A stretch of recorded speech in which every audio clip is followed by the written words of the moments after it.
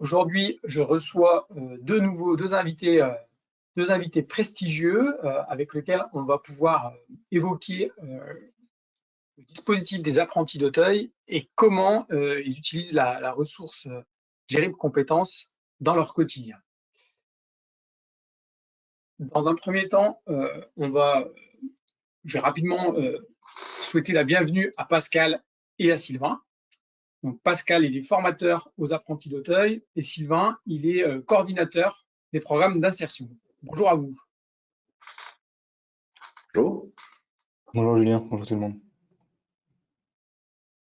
Sur ce webinaire, on va avoir un fil conducteur. Dans un premier temps, on va vous présenter un petit peu un contexte, on va contextualiser la situation très rapidement avec quelques chiffres sur les jeunes en difficulté et leurs besoins. Et ensuite, on va écouter nos invités sur Sylvain qui va dans un premier temps témoigner du dispositif des apprentis d'Auteuil et des différentes actions. Et ensuite, c'est Pascal qui est plus dans le quotidien, qui est formateur au sein du dispositif Réussir Vernon, qui, avec des apprenants, utilise régulièrement la ressource. Là, on aura des questions à poser directement à Pascal. Et ensuite, il y aura un temps d'échange qui sera donc effectué avec vous pour, si vous avez des questions spécifiques par rapport à ce dispositif-là. Alors, dans un premier temps, je vais vous donner quelques chiffres que dans une grande majorité vous connaissez concernant en fait cette jeunesse actuelle, la jeunesse notamment qui rencontre des difficultés d'insertion. On est face à une jeunesse qui a des besoins spécifiques, notamment sur ces profils de jeunes en insertion professionnelle. Actuellement, on recense plus de 100 000 jeunes qui sortent chaque année du système scolaire sans diplôme, dont des jeunes qui n'ont pas eu le temps de finaliser leur formation ou leur parcours scolaire. Près de 300 000 mineurs sont régulièrement pris en charge dans les différents départements au titre de la protection de l'enfance. Et cet ensemble, ça génère un volume assez important aussi de ce qu'on appelle de NEETs. Les NEETs, c'est un terme anglais qui correspond en fait à des personnes qui sont ni en emploi, ni en formation, ni en études. Et globalement, on est à entre 1,5 et 2 millions de NEETs âgés entre 15 et 29 ans que l'on recense en France et en métropole. Donc, ces jeunes qui sont surtout qui sortent du circuit, ils sont en manque de repères. On a souvent après besoin de dispositifs de réinsertion pour leur remettre le pied un peu à l'étrier et leur donner une deuxième chance en fait dans leur parcours personnel. Donc des solutions, il y en a, notamment avec soit à travers l'éducation, la remobilisation ou une insertion. Et c'est là qu'intervient des dispositifs d'insertion tels que les apprentis d'Auteuil. Et je vais laisser la main à Sylvain de se présenter. Donc Sylvain, il est coordinateur des programmes d'insertion au sein du réseau des apprentis d'Auteuil. En quelques mots, Sylvain, je vais te laisser te présenter si tu le veux bien. Oui, merci Julien.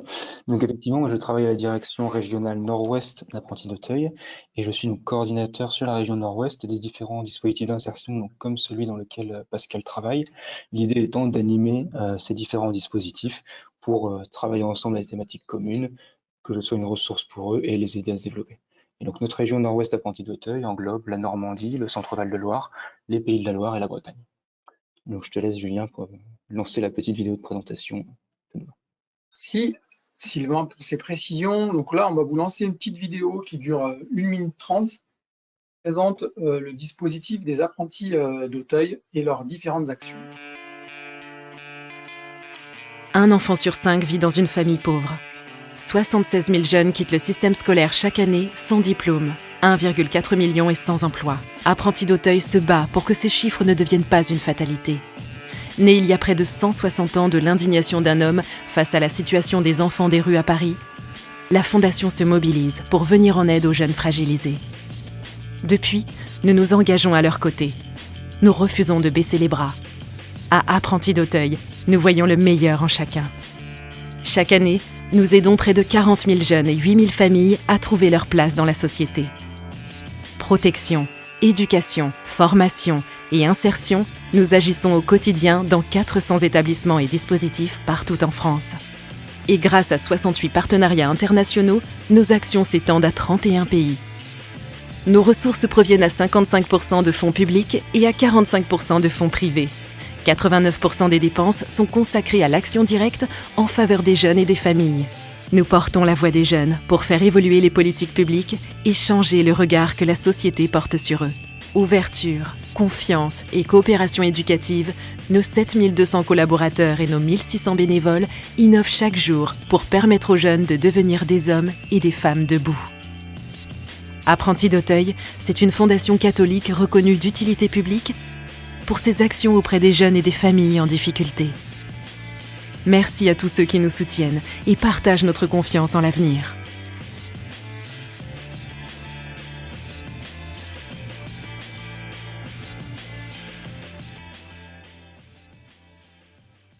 Alors, suite à cette petite présentation vidéo et ces éléments donnés par Sylvain, on va avoir des chiffres complémentaires concernant les apprentis d'Auteuil, sur lesquels Sylvain va pouvoir vous donner quelques éléments plus précis. Donc effectivement, quelques chiffres clés sur l'activité insertion et formation professionnelle d'apprentis d'Auteuil. Donc tout d'abord, 3 domaines d'intervention: repérer et remobiliser les jeunes en difficulté, préparer à l'apprentissage et former, et mettre en activité professionnelle. Donc en fonction de là où en est le jeune dans son parcours, en fonction de ses besoins, nous avons donc différents dispositifs qu'on peut lui proposer, sur lesquels je reviendrai juste après. Donc au niveau national, c'est environ un peu moins de 11 000 bénéficiaires jeunes par an, 185 sites donc en France métropolitaine et dans les DROM sur lesquels nous avons des dispositifs d'insertion, 63% de sorties en emploi ou en formation à la sortie de nos dispositifs, et on voit donc une grande part de jeunes NEETs que Julien évoquait juste avant, qui rejoignent nos programmes pour être accompagnés. Je peux passer à la slide suivante, Julien. Donc là, maintenant, on va... merci Sylvain pour ces précisions. Tu as encore la possibilité de nous donner quelques éléments sur ce dispositif des apprentis d'Auteuil. Effectivement, un rapide panorama de ce qu'on peut offrir, comme je le disais, en fonction d'où en est le jeune dans son parcours.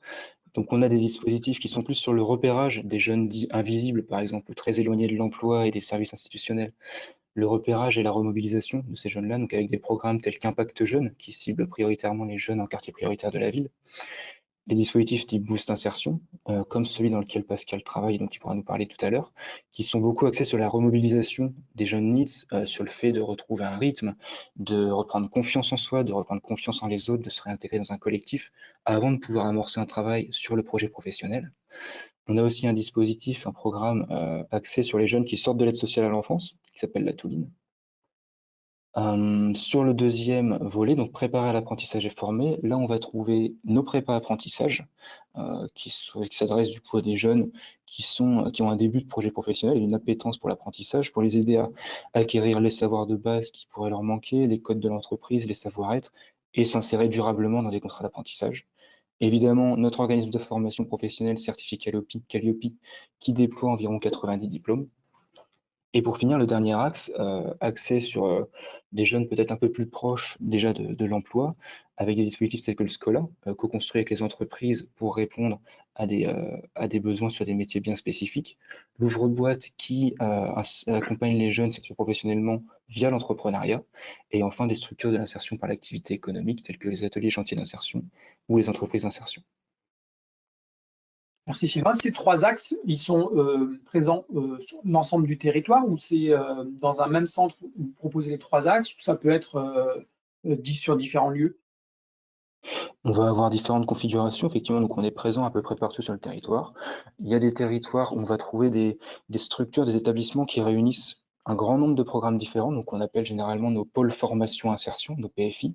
On en a dans plusieurs régions, donc par exemple au nord-ouest, on en a un en Normandie et un en Pays de la Loire, et qui vont pouvoir concentrer à la fois des dispositifs de repérage de remobilisation, de prépa apprentissage, lycées professionnels pour la formation professionnelle, et parfois aussi d'autres dispositifs comme les ateliers chantiers d'insertion. Donc ça permet aussi pour nous d'avoir une certaine continuité de parcours, de pouvoir offrir différentes choses à des jeunes sur un même territoire, Et à l'inverse, on a aussi des zones où on a des dispositifs un peu plus isolés qui se sont construits pour répondre aux besoins spécifiques d'un territoire. Par exemple, en zone rurale, on va avoir des dispositifs de remobilisation ou axés plus sur la mobilité, ce genre de choses. Ce maillage, tu me confirmes, il est bien présent aussi au niveau métropolitain et également en Outre-mer, me semble-t-il, hein, c'est cela, hein.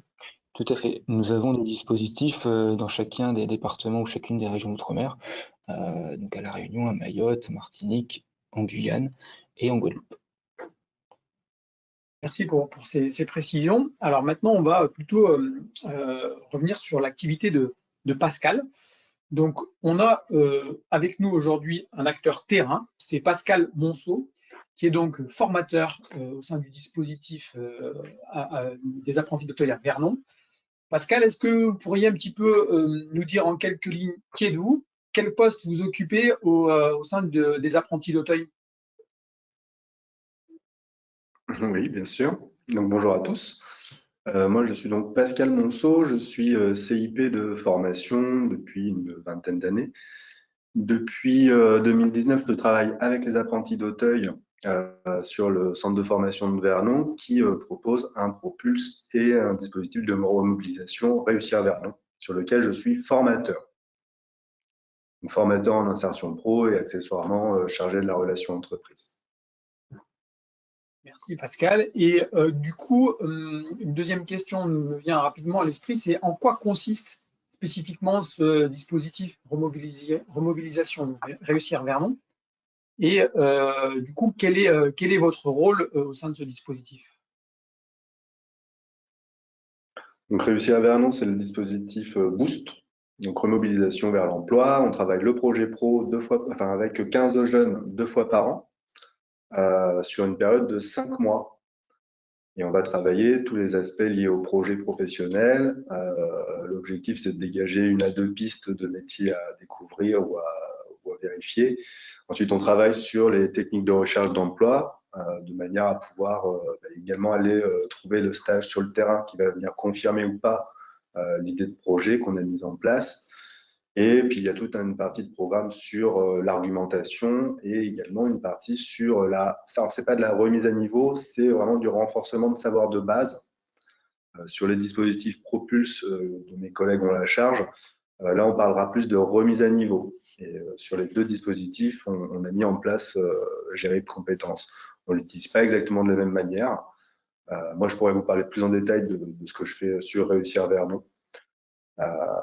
Et mon rôle, donc en binôme avec ma collègue Nathalie, nous animons des séances collectives chaque jour pour mettre tout ce que je vous ai dit avant en place, hein. L'idée, c'est de mettre le projet professionnel en marche. Et je pense que c'est aussi un prétexte parce qu'on travaille énormément sur la confiance en soi, sur le fait de faire prendre conscience à ces jeunes qu'ils ont du potentiel et qu'ils sont capables de faire des choses. Oui, travailler avec une approche, une pédagogie positive, les remettre en confiance, effectivement, c'est fondamental. Justement, ces jeunes, vous pouvez nous en parler un petit peu plus? Est-ce qu'ils ont des difficultés spécifiques? Quel est un petit peu le profil? Est-ce qu'il y a un profil type d'un jeune ou est-ce que vous avez des horizons différents d'arrivée? Enfin, comment ça se présente un petit peu sur ces personnes-là? Bien, on a, oui, effectivement, des profils types. Alors, après, chaque groupe ne se ressemble pas forcément, mais on retrouve sur chaque groupe des jeunes mineurs, souvent déscolarisés, qui sont envoyés par la lutte contre le décrochage scolaire, par exemple. On s'occupe de jeunes de 16 à 30 ans, donc on a aussi des jeunes moins jeunes. Là, les difficultés sont soit ce sont des primo-arrivants sur le territoire et on est sur des attentes de documents de la préfecture qui donnent le droit à travailler. Donc les profils-là, on va travailler plus le français, hein, pour le coup, l'acquisition du français oral et écrit. Après, pour d'autres types, on va avoir des jeunes qui n'ont pas de diplôme. Enfin, c'est un peu les profils qu'on a vus sur la présentation des publics jeunes tout à l'heure, hein, des jeunes qui n'ont pas validé de diplôme, voire qui ont validé un diplôme et qui ont été mal orientés et qui du coup se retrouvent perdus sortis des études. Et puis, on a quand même beaucoup de jeunes qui ont arrêté l'école en troisième, qui n'étaient plus adaptés. Donc là, on est vraiment sur des problématiques santé. On les oriente via la clinique psychiatrique de Vernon. On est sur des pathologies de type agoraphobie, phobie scolaire, ça vient souvent. Voilà, donc grosse angoisse, grosse anxiété, peur du public, peur d'être en groupe. Voilà, les grandes Le familles. public que vous recevez, il a une spécificité locale ou c'est sur, est-ce que vous savez si elle est sur les autres sites, peut-être là vous êtes sur l'ouest, un site qui peut être dans l'est de la France ou dans le sud, ils vont avoir des apprenants globalement qui ont les mêmes profils que les vôtres. C'est général. J'imagine, oui. Après, nous, c'est ainsi depuis 2019. On a à peu près la même typologie de jeunes qui viennent chez nous, en fait. Hein. Et puis, du coup, comme ça fonctionne pas trop mal, il y a beaucoup de bouche à oreille chez nous. Donc, ça explique aussi peut-être qu'on ait pas mal de profils qui viennent d'Adoma, par exemple, hein, parce qu'ils viennent chercher des choses et puis ils en parlent à leur entourage et puis ça intéresse leur entourage. Après, dans les autres régions de France, oui, j'imagine qu'ils peuvent rencontrer les mêmes soucis. Hein. Donc, on a des jeunes qui n'étaient pas adaptés au système scolaire et qui ont été un peu broyés, en fait, par une grosse machine qui est là pour traiter du nombre et pas forcément pour prendre les gens dans leur individualité, leur spécificité. Donc, c'est ce qui va nous différencier. Hein. Ouais. Mais parce qu'on peut travailler avec 15 jeunes et puis prendre chaque jeune, prendre le temps de bien les connaître et de prendre le temps de les faire évoluer aussi. Alors, c'est moins facile quand on a 40 personnes dans la classe. Certainement, c'est évident que cette individualisation, elle est intéressante. Et justement, concrètement, pour surmonter leurs difficultés, qu'est-ce que vous mettez en avant? Comment vous les aidez à combler et à s'affranchir de ces difficultés? Eh bien, c'est une vaste question, ouais, parce que du coup, ça nous prend 5 mois pour leur balancer un maximum d'éléments positifs. On leur fait vivre aussi des expériences qu'on a vécues aussi avec Sylvain il n'y a pas longtemps, des actions comme l'escalade, par exemple, qui permet d'aller se dépasser, de se rendre fier de soi. On fait du sport, on fait d'autres actions, on les fait monter des projets, leur permettre de réaliser des choses en fait, et de pouvoir se retourner sur une action, même si c'est ludique. Hein, on les fait organiser une sortie au bowling pour la fin de session, par exemple. Ils vont tout mettre en place, le qui, quand, quoi, où, comment, combien, pourquoi, et puis se rendre compte qu'ils sont capables, en équipe, là, de monter des projets, de monter des choses. Et après, c'est tous les programmes tout le long des 5 mois où on va vraiment focaliser sur le positif, sans cacher les choses qu'il y a à travailler, mais par contre, on met l'accent sur les choses positives qu'ils sont capables de mettre en place. Et ça fonctionne plutôt bien parce que les actions comme le portrait photo, par exemple, on fait appel à un photographe professionnel pour vraiment les mettre en valeur. Et derrière cette action, j'ai 100% de mes jeunes qui acceptent de mettre leurs photos sur le CV, par exemple. Du coup, on sait que avant ça, ils n'étaient pas suffisamment en bonne estime d'eux-mêmes pour pouvoir mettre leurs photos sur un document de recherche d'emploi. Et c'est tout plein de petites choses qui font qu'on essaye en tout cas de les amener sur une prise de conscience de leur potentiel et de leur aptitude à réaliser des choses. Toujours dans l'idée globalement, on fait des trucs. On essaye de faire le plus possible pour de l'expérience et des bonnes expériences de tout ce qu'ils ont vécu chez nous. On voit à travers votre témoignage que souvent ils sont au cœur du projet, donc ils sont actifs et participatifs au cœur du projet pour valoriser leur image. Oui, c'est ça. C'est de partir du principe qu'ils sont capables et qu'ils vont pas se planter et que du coup, on leur dit, enfin qu'ils vont se planter peut-être d'ailleurs, on leur transmet que l'échec est un bon formateur, mais qu'on ne le sait pas tant qu'on n'a pas essayé, quoi. C'est aussi la partie avec gérer de compétences est intéressante parce que c'est devenu aussi un outil pour travailler l'estime de soi aussi, quoi. On y vient pour évoquer un peu l'utilisation de la ressource, puisque concernant ces jeunes en difficulté, vous avez évoqué certains moyens d'intégration à travers le sport, à travers la réalisation de divers projets. Mais un outil comme la plateforme Gérip Compétences, en quoi elle vous a permis d'intégrer et comment vous avez intégré la ressource Gérip Compétences globalement à cet accompagnement avec vos jeunes en fait? J'ai envie de vous dire par accident à la base, parce que nous on était parti sur, on a un devoir de mettre en place du renforcement de savoir de base sur nos dispositifs, et d'ailleurs de la remise à niveau sur le Propulse. Sauf que mon métier, c'est pas ça. Moi, je suis conseiller en insertion pro. Pour le coup, faire des cours de maths, de français et puis d'autres matières, c'était pas mon truc. Donc, on était parti pour mettre en place le projet Voltaire initialement, qu'on a expérimenté sur un groupe et qui s'est avéré trop dur, trop difficile pour les niveaux qu'on avait. Et puis, du coup, on n'avait pas vu qu'il y avait un renouvellement tacite des profils projet Voltaire. Et du coup, avec le commercial, on a échangé. C'est à ce moment-là qu'on a appris qu'il y avait une plateforme qui était en expérimentation, qui était Gérip Compétences, et où on a pu en fait mettre nos 30 profils projet Voltaire sur Gérip Compétences. Et du coup, derrière, on expérimente Gérip depuis 2 ans et demi, 3 ans, je crois, 2 ans et demi. C'est ça, oui. Parce que finalement, il regroupe un petit peu tout ce qu'on travaille de manière annexe au projet pro. C'est-à-dire le code de la route, par exemple, qui prend une part belle aussi aujourd'hui sur nos programmes de renforcement de savoir de base. On les intègre à ce moment-là, mais on les fait travailler sur la mobilité, notamment sur le code de la route. Avec, pour les personnes les plus performantes, on va leur payer leur examen de code de permis P. On a toute la partie inclusion numérique, donc l'utilisation des tablettes. Donc on a un programme de lutte contre la fracture numérique sur Réussir vers un non, qui est le prêt-don de tablettes à nos jeunes. On s'est rendu compte que très peu étaient équipés finalement d'outils à part leur téléphone. Et une fois qu'on a eu ce projet des tablettes en prêt-don pour nos jeunes, du coup derrière il fallait qu'on utilise cette tablette au maximum. Gérip Compétences nous permet également de le faire. On a toute une partie de notre public qui est plutôt sur du FLE, français langues étrangères, et du coup, Gérip Compétences a aussi une part belle pour ce public particulier.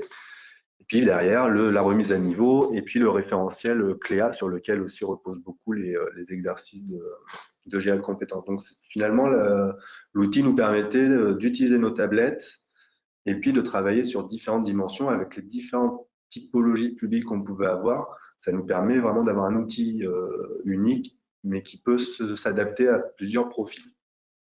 Je ne sais pas si j'ai répondu à votre question. Si vous avez répondu à ma question et globalement, vous avez aussi pas mal répondu à la question suivante, c'était la question numéro 6, où j'allais vous poser comment la plateforme Gérip Compétences contribue-t-elle à répondre aux besoins spécifiques. On voit que vous avez donné quand même quelques éléments. Par exemple, vous évoquiez le projet Voltaire au départ qui couvre peut-être un périmètre moins large que Gérip Compétences par rapport à ce type de public. Et là, les besoins spécifiques, ils peuvent être sur du code de la route, sur du CLEA. Et je pense que ça, en ce sens-là, le fait d'avoir plusieurs programmes, plusieurs référentiels dans la plateforme Gérip Compétences, ça permet souvent, ça permet de toucher les apprenants sous diverses approches. On le voit, nous, on a beaucoup de clients qui nous disent que les apprenants parlent code de la route parce que c'est quelque chose de concret, c'est en dehors du système scolaire. Et c'est souvent une première approche qu'ils vont utiliser pour utiliser la plateforme et être remis en confiance et moins méfiants en se disant oh, c'est un outil scolaire comme ceux que j'ai connus par le passé. Et à écouter votre précédente réponse à la question d'avant, je pense que ça corrobore ces termes-là en fait. Au niveau des besoins spécifiques, vous avez des choses à compléter? Alors oui, mais je crois que je vais basculer sur la question d'après, donc je vais elles sont liées les questions effectivement. On va donc passer directement à la question suivante. C'est de quelle manière la plateforme Gérip a-t-elle amélioré ou simplifié le processus d'insertion professionnelle des jeunes que vous avez accompagnés? Quels ont été les changements en fait? Pour moi, clairement, c'est un gain de temps parce que Il y a une procédure sur GRI de compétences qui permet, une fois les évaluations réalisées, les exercices réalisés, de faire calculer par un algorithme les axes d'amélioration des jeunes sur les exercices où ils n'ont pas été très performants. Et du coup, la méthode, c'est l'ancrage mémoriel. Il répète finalement les exercices qui ont été loupés, qui permet pour un formateur sur une simple manip en fait de mettre un programme en place en quelques secondes, ce qui avant m'aurait pris une demi-journée quoi. Donc c'est un gain de temps assez intéressant et puis ça permet d'avoir une centralisation en fait de l'info et puis de pouvoir accompagner chaque jeune sur un visu. On sait le temps passé sur la plateforme, on connaît les exercices réussis, ratés, les pourcentages de réussite et ça permet d'affiner aussi le diagnostic de niveau avec ces personnes. Ça permet un travail plus proche avec la personne en fait. Et plus rapide. Pour ces précisions, ça permet effectivement de faire certainement plus d'individualisation aussi. Oui, complètement. Oui. Parce qu'il n'y a pas un jeune là qui fait la même chose finalement que son collègue d'à côté. Il y a quelques éléments qu'on met en place comme les évaluations. J'en ai une par exemple sur les CLEA 7 domaines. Je vais en faire une au début du programme et la même à la fin pour pouvoir comparer un peu les acquis. Mais sinon, oui, voilà, les personnes qui sont en FLE vont pouvoir bosser sur gérer de compétences. Et puis, mon autre jeune à côté qui est natif français, lui, il va travailler sur des maths dans le même temps, en fait. Donc ça, c'est plutôt intéressant. Et puis également, sur ce qui est intéressant, c'est qu'ils emmènent leur tablette chez eux. Ils peuvent continuer à travailler aussi chez eux. Alors, le public FLE est plus sérieux sur le travail à la maison, j'ai envie de dire. Mais du coup, ils ont la possibilité de continuer et poursuivre le travail qui a été initié en collectif au centre de formation. Je comprends, effectivement. Et parmi ces 2 années d'expérience, vous auriez un exemple concret ou une histoire inspirante de jeunes qui ont bénéficié de l'utilisation de la plateforme dans leur parcours d'insertion professionnelle, peut-être avec ces tablettes ou peut-être avez-vous pensé à… Alors, il y en a beaucoup, en fait, des exemples de jeunes qui nous ont vanté le travail réalisé sur les tablettes, que ça leur avait donné confiance pour s'inscrire sur une formation, parce que du coup, ils avaient des résultats concrets sur leur niveau et leur capacité à faire. Donc, après une histoire particulière d'une de mes jeunes, il y a 3 groupes qui étaient donc sur un profil plutôt demandeur d'asile, et qui a vraiment fait des progrès phénoménaux, on va faire de faute de français en parlant de remise à niveau, sur le français notamment, et du coup ça lui a permis d'avoir le Graal, son titre de séjour. Et sa demande d'asile a été acceptée suite au fait qu'elle a pu bien exprimer aussi ces choses. Après, elle me l'a présenté comme ça, il y a d'autres éléments qui ont dû intervenir.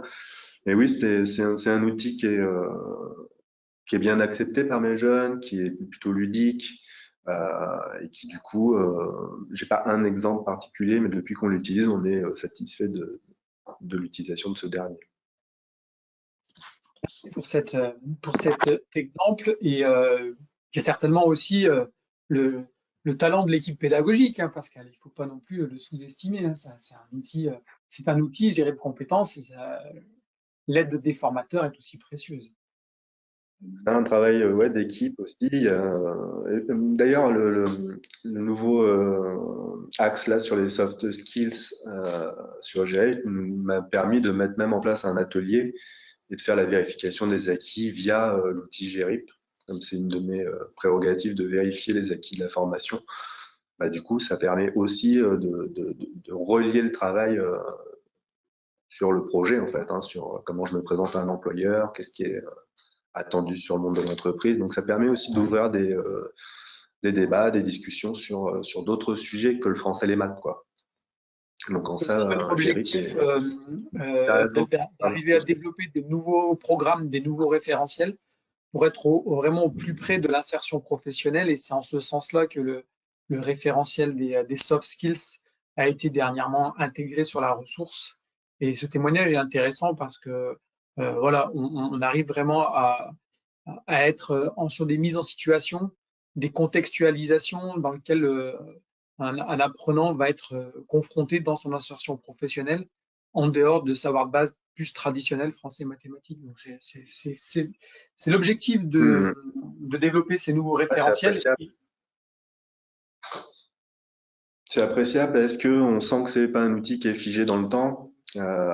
Depuis que j'ai commencé à l'utiliser, il y a le code de la route qui est intervenu, enfin qui est arrivé, les soft skills cette année. On sent qu'il y a un outil qui évolue en fait.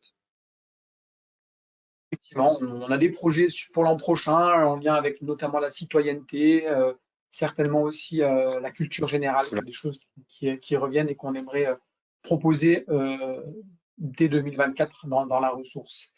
Et concernant cette ressource gérée compétences, donc vous avez décrit les avantages et comment vous l'utilisiez dans votre quotidien. Est-ce qu'il y a des choses auxquelles vous pensez qui pourraient peut-être encore davantage faire évoluer la ressource pour qu'elle réponde encore plus à vos besoins et accompagner au mieux les jeunes? Vous voulez dire des évolutions qu'on pourrait mettre en place à la pour fois améliorer pédagogiques ou fonctionnelles, peut-être, qui pourraient faciliter le déploiement et l'adhésion, quoi. Bah, quand je fais le retour avec mes jeunes, je l'ai fait ce matin par exemple, hein, en vue de ce webinaire.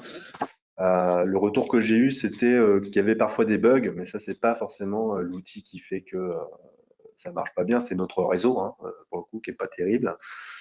Que du coup, il faudrait augmenter le niveau de difficulté pour les niveaux bac+, par contre. Effectivement, donc là, c'est très adapté pour mes profils demandeurs d'asile, pour mes profils, on va dire, troisième, infra CAP. Pour les bacs et bac+, on n'en a pas beaucoup, mais ça arrive quand même. Du coup, j'utilise un autre outil parce que pour eux, c'est vraiment très simple, quoi. Donc j'ai vu qu'il y avait par exemple un moyen de sélectionner les exercices en fonction du niveau CAP, bac, bac+, mais au-delà du bac, il n'y a plus rien en fait. Donc ça, je pense que c'est des choses qui pourraient... Pour revenir sur vos deux suggestions de réponse, concernant la bande passante, on ne peut pas forcément dire que c'est des bugs, c'est plutôt l'instabilité du réseau qui perturbe éventuellement l'utilisation de l'apprenant. Donc effectivement, il faut avoir une connexion Internet stable pour utiliser la plateforme. C'est une plateforme en ligne, on n'installe rien sur un ordinateur, donc il y a une dépendance vis-à-vis du fournisseur d'accès, de la qualité de la connexion Internet. Il faut surtout qu'elle soit stable. Il n'y a pas besoin d'une connexion non plus très gourmande, mais une stabilité de la bande passante. Et après, concernant les difficultés, c'est vrai que nous, historiquement, on s'adresse à des publics à faible compétence, qui sont en insertion professionnelle, qui ne sont pas forcément diplômés post-bac, en fait. C'est des choses qui, petit à petit, qu'on va garnir. Par exemple, le référentiel, là, le dernier qui a été développé sur les soft skills, peut être utilisé par des publics davantage diplômés. Au fil du temps, c'est des choses que l'on va densifier. Mais pour l'instant, le gros de notre catalogue est plutôt sur des publics infra-bac, parce que c'est notre cœur d'activité historique. Mais au fil du temps, on va densifier là-dessus les contenus. Est-ce que vous avez un petit dernier mot pour conclure, Sylvain et Pascal? Moi, je vous remercie vivement d'être venus. Je commence. Merci Julien pour l'invitation. Juste préciser, j'y ai pas pensé tout à l'heure, que sur la région Nord-Ouest, on a 13 dispositifs en tout qui utilisent Géry Compétences. Donc voilà, on a plusieurs équipes qui apprécient l'outil. Merci à vous deux. Moi, j'ai rien Bonne de spécial. continuation.